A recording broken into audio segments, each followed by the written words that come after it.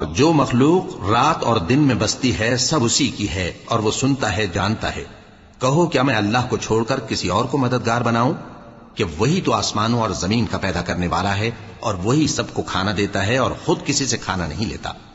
یہ بھی کہہ دو کہ مجھے یہ حکم ہوا ہے کہ میں سب سے پہلا فرما بردار بنوں، اور یہ کہ اے پیغمبر تم مشرکوں میں نہ ہونا۔ یہ بھی کہہ دو کہ اگر میں اپنے پروردگار کی نافرمانی کروں تو مجھے بڑے دن کے عذاب کا خوف ہے۔ جس شخص سے اس روز عذاب ٹال دیا گیا اس پر اللہ نے بڑی مہربانی فرمائی اور یہی کھلی کامیابی ہے۔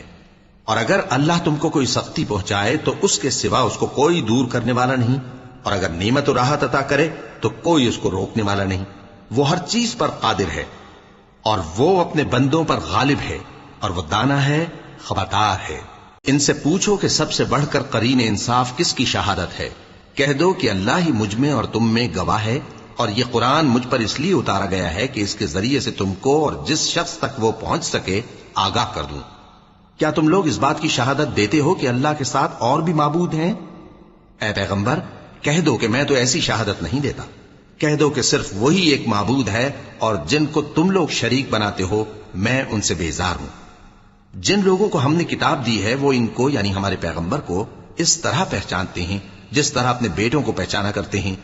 جنہوں نے اپنے آپ کو نقصان میں ڈال رکھا ہے وہ ایمان نہیں لاتے۔